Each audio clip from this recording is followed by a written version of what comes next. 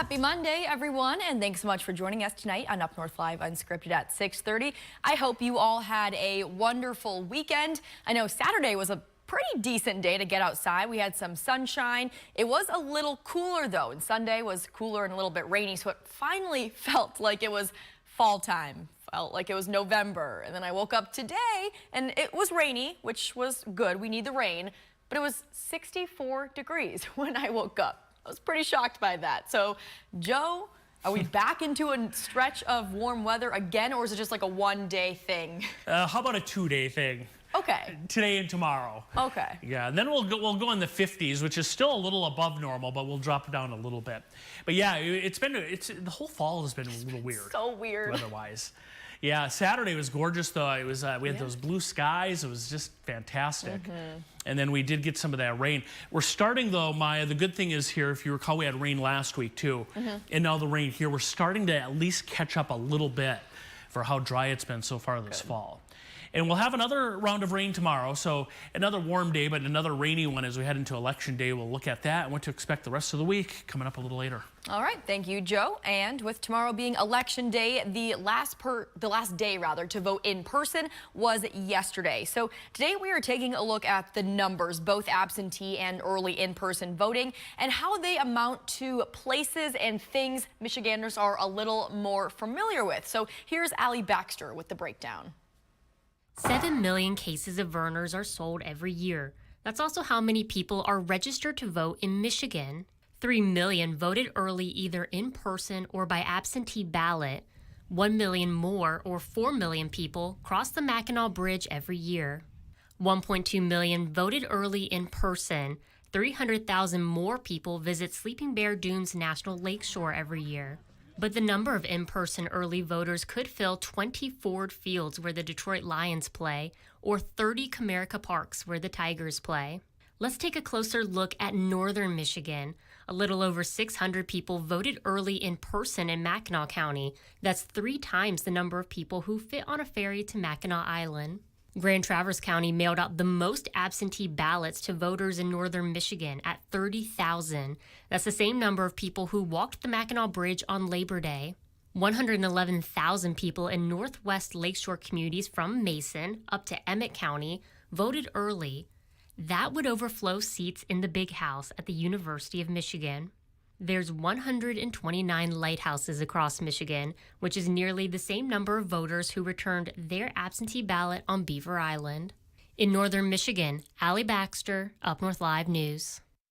That's a pretty cool story there by Allie. It was a good way to put things into a different perspective when it comes to the numbers of people who have voted early and through absentee voting. So let's take a look at our question of the day related to tomorrow's Election Day. What results are you most interested in seeing on election night? If you scan the QR code on your screen right now, that'll take you to our website where you can vote. The options are federal, state, or local. As of right now, we have 192 votes so far, and 88% of people say federal, 9% have voted state, and 4% have voted local. So we will continue to take a look at those results for our question of the day as the show goes on. But we have another story that's not election related. So there is a piece of property that is in Kalkaska County. It's a $1 million property, and it's meant to honor those who have served and sacrificed for our country. So for decades, that's been the mission for this parcel of land. And over that time, not a whole lot has been done to the actual property. There is a sign outside of the property that says it was the 50th anniversary since the Vietnam War. So on this Veterans Day, the public will get its first real look at what could become a very unique and beloved addition to the community. Here's Mark Schlett with that full story. Really pushing it to be a community asset. For the past couple of decades, drivers along M72 near Williamsburg may have noticed the sign, or perhaps more recently the giant concrete flag, and behind them, lots of woods. It's 80 acres, and the township, Clearwater Township owns it. They leased it to the Michigan Research and Heritage Foundation in 2006. The goal back then was pretty basic. Well, their mandate was that it had to be a public park, and it had to be used for veterans. But besides the sign, not much changed here for years, until recently. The last year and a half, we really jumped into this project, and we're full steam ahead in getting this memorial park open. 80 acres with views like this. On a clear day, we can see Old Mission Peninsula. And breathtaking beauty that doesn't require looking far at all. The creek down at the base of the valley is just, it's amazing. They've spent time putting in rough trails, had some help from Purple Heart recipient Charles Johnston with clearing just a little bit more, making room for a long list of possible additions to not only honor veterans. We got 80 acres, so we could have plenty of room to develop maybe veteran housing like they're starting to do around the nation. That may be down the road a spell, but right around the corner. Memorial Day weekend 2025, we plan on opening the disc golf course. And even before then, a Veterans Day celebration to honor those this place was really intended to honor. VFW is coming in here, and they're going to march a flag up in a ceremonial up here to the top. It's a stunning piece of property. It's indescribable to somebody that couldn't see. It's like, it's something you have to be here to experience for sure. With a purpose that once developed will be hard to top. The potential for what it could mean for both the veterans community and the Clearwater Township community, the surrounding communities, is really unlimited. And for more on that story, Mark is joining us live now. Hey, Mark. How you doing, Maya? I am good. And this is such an interesting story because we were talking earlier that sign that says the 50th anniversary of the Vietnam War, I have driven past that so many times, and I had no idea that there was actually this beautiful piece of land behind it. I thought it was just a sign. Maya, you are not alone in that. I remember when the gentleman approached me about, hey, you should come check this out. They gave me the address. And so I was driving out there that morning to do this story, and I punched it in the GPS, and I was like, oh, this isn't far from that sign that I've driven by for years and years and years. Yeah. And then I pull into the driveway, and I was like, oh, thank goodness, I finally get to understand what the story is behind the sign. We're all familiar with the sign, but what lies behind that sign and beyond that sign is the story.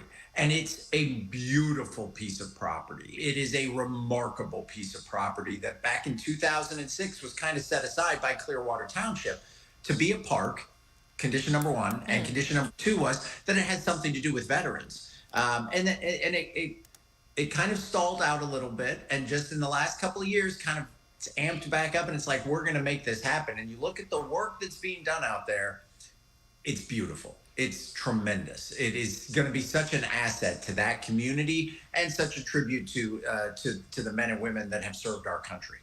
And do you know why it took so long to get these plans kind of going? If you've walked around the property, you wouldn't have to answer that question. It is a rugged piece of property. It's got this front, when you pull in by the sign there, you pull in, you kind of go up this little ridge, and then you're on top of this ridge that you can see all of Torch, you can see all of Skigamog, you can see Old Mission. So it's very high elevation, and then it just drops off the backside. And it goes all the way down to the valley there where there's this beautiful cedar outcropping, and there's a beautiful creek down there. It is rugged land. This is not like developing a park in downtown Kalkaska or downtown Traverse City where you're starting with a blank city block that's flat. This is tough, rugged land, beautiful hardwoods back there. So anything that was going to be done was going to take a lot of effort. It was going to take machinery. And these are all volunteers that are working on this. They're volunteering their time to do all of this major work. It is basically still, right at this point, it is still kind of forest land. But they have worked on putting in trail loops that we drove around on a Kubota. They will not be motorized trails. It will be for people to hike, to snowshoe, to cross country ski, to do kinds of things like that. They have enough land out there. The one of the first things they're going to do, and they've already been in talks with some disc golf course developers, is that they're going to get this disc golf course in. That's one of the first things that they would like to do because they think the community will use it. And folks will come out and do it. And they hope to have a tournament starting as early as next spring. If you play disc golf and you look at this land, I saw 600 trees that I will easily hit with my discs when I throw them. It's going to be a beautiful course, beautiful terrain and topography. It's going to be a really special place for people to go recreate. Sure. And at the same time, one of the cool things they're doing with the disc golf course is every hole and every tee box, they're going to list 5 local veterans' names. So that maybe as young people go out there and recreate, or older people go out and recreate, they're reminded of the service and sacrifice that so many men and women have given so that we have the opportunities and freedoms that we have here in our country. What a cool way to bring an asset to the community that everyone can use while still honoring veterans.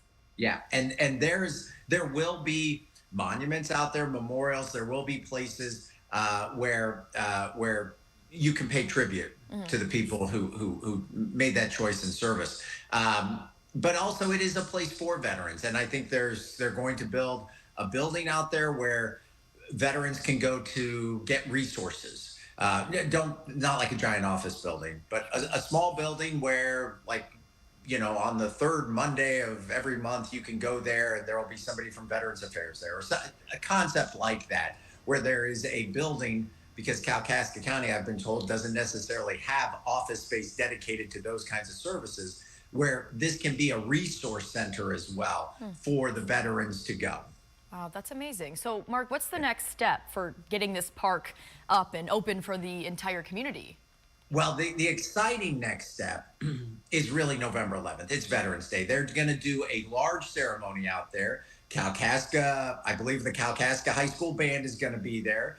They're going to have food trucks there. They're going to invite the public to come check out the work that they have done and also what the potential is. So there will be ceremonies. There will be a flag retirement ceremony. They will have a special dedicated area for flag disposal. So that's going to be kind of one of the big things. That's Veterans Day. Everybody should come out and check that out. After that, they're going to keep working on the trails. They're going to install the disc golf course. They hope to have that up and running, as well as a mountain bike trail by next spring. So that's pretty quick. Cool. And then I think they're just going to build on that. But they are asking for volunteer help. So they're looking for Boy Scout troops that want to come and help install trails and build boardwalks and do things like that. If there's people in the community that are like, hey, looking for an opportunity to make a real positive impact in Clearwater Township, this is that opportunity.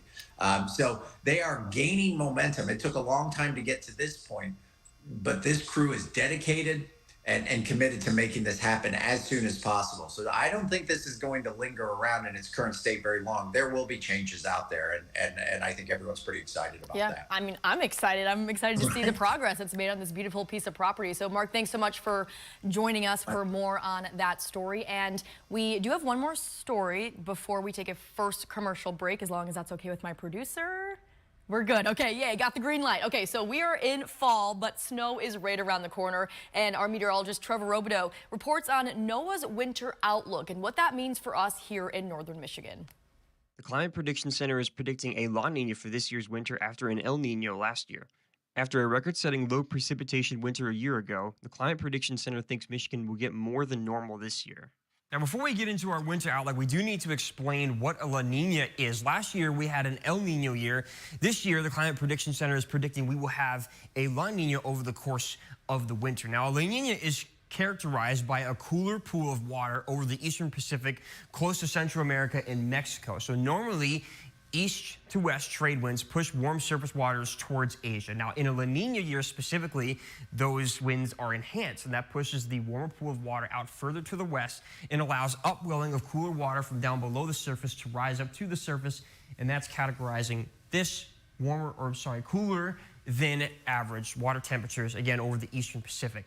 And that changes our upper level air pattern over the course of the winter, and it gives us generally wetter than average conditions over a good majority of the Midwest. So the Climate Prediction Center this year has put out their outlook, and they are giving us a 40 to 50% chance, in this shade of green here, 40 to 50% chance that Michigan as a whole will see above average precipitation in terms of both rain or snow, just precipitation overall from the months December through February, which is meteorological winter.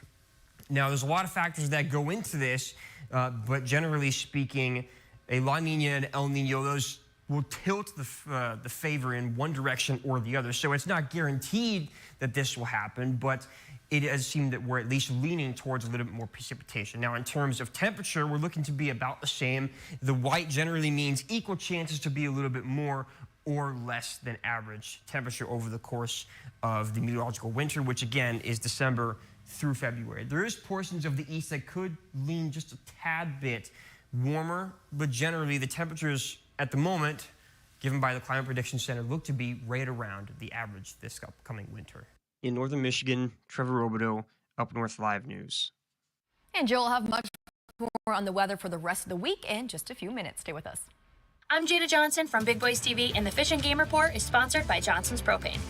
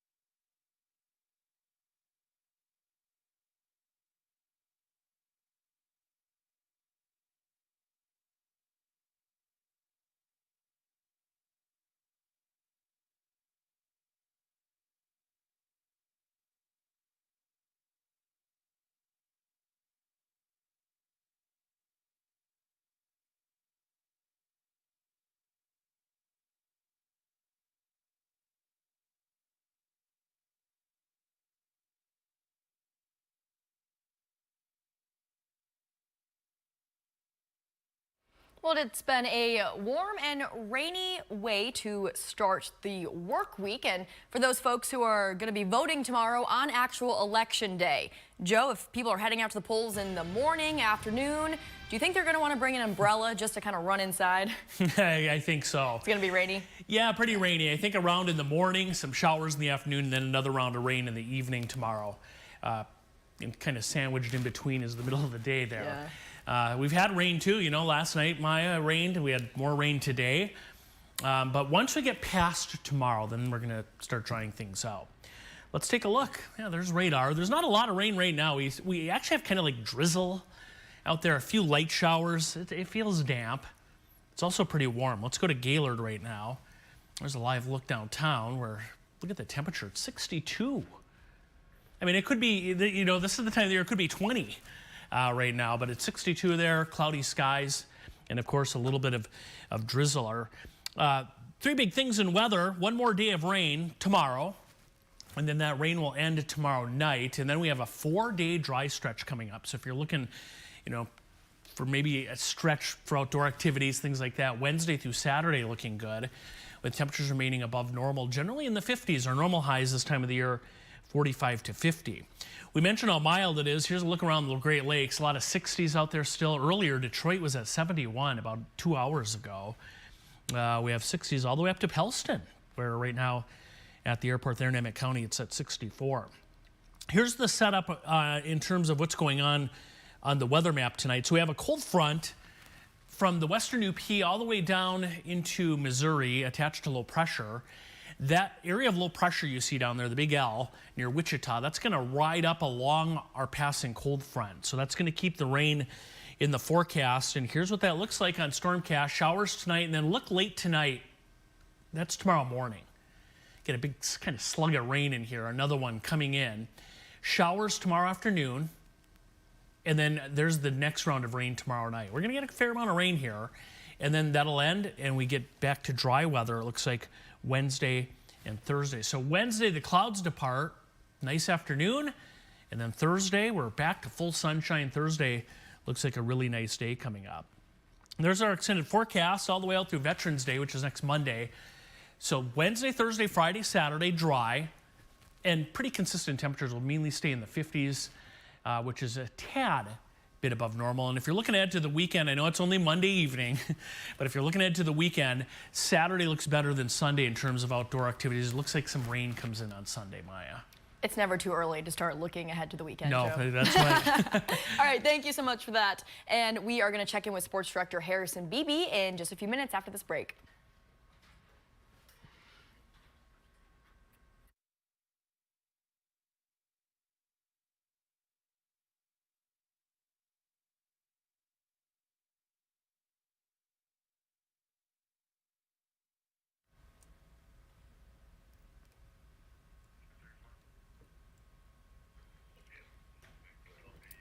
Our lucky viewers on social media get a behind-the-scenes look at us testing sports.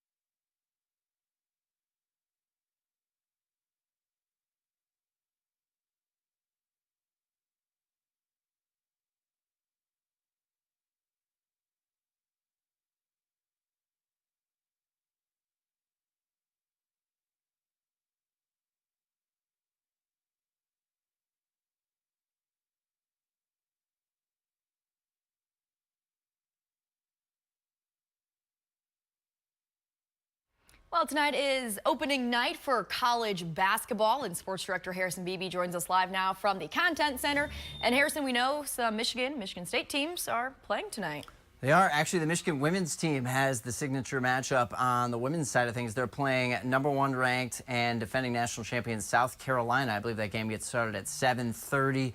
So the Lady Wolverines with a tough task to start the season, but hey, with how long the college basketball season is, and if you want to give yourself a real test, might as well face the very best to see where you size up. We know Tom Izzo implores that and his guys throughout the month of November. We know Michigan State's going to have some challenges down the road. Don't know so much about Monmouth tonight, although I can recall last year at this time, Allie Baxter's James Madison College came into the Breslin Center and defeated the Spartans on opening night. Oh my gosh, I forgot about that. That was a year ago, yes. So you can't just count out a Monmouth team just yet. The Spartans got to be careful to avoid an upset like that. Now, James Madison turned out to have a pretty good season in college hoops. So the loss didn't look as bad over time, but still, you don't want to drop that game at home if you're Tom Izzo at the Breslin Center. And then Michigan men are at home at Chrysler taking on Cleveland State. So a good opening night to really, that's the kind of beauty of college basketball. They kind of like college football. The first few games, they kind of test where their rosters are at. But we know Michigan State is going to play, I believe, Kansas in the Champions Classic next week. So that's always a signature event for them. And then they'll be in the Maui Invitational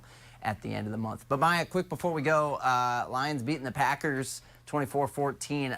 I dare say, are they going to have they faced their two toughest opponents already this year in Green Bay and Minnesota on the road? I would say so. Yeah, and we know that these typical indoor kitties can now play outside in all sort of conditions. They can. Being outdoor cats has its advantages. And I know they play Buffalo. They play at Houston this upcoming week. So there's going to be some tough games. They'll probably drop another game or two on the schedule. But as far as real challenges, I think they've faced their two toughest at Minnesota and at Green Bay. And but we still have them two more times, and you never know. They do go to San Francisco at the end of December, so there is that to note as well. Lots to come. All right. Thanks so much, Harrison. We're going to take another quick break, but we'll check in with our question of the day results in just a few minutes.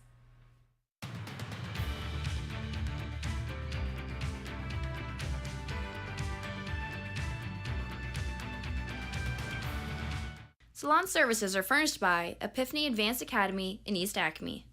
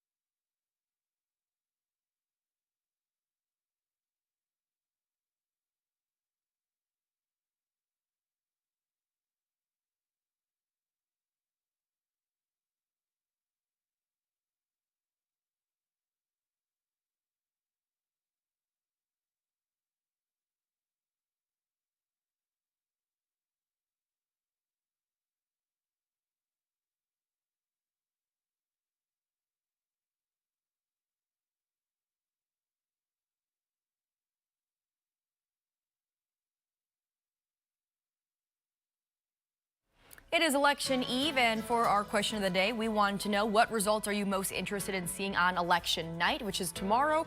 87% of people said federal, 9% voted state, and 4% voted local. Luckily, we will have results as they come in for all the federal, state, and, well, not all, but for a lot of the federal, state, and local races on Up North Live News at 11, as well as on our website, upnorthlive.com. That'll do it for Unscripted tonight. Thanks so much for joining us. We hope to see you back here at 11 o'clock.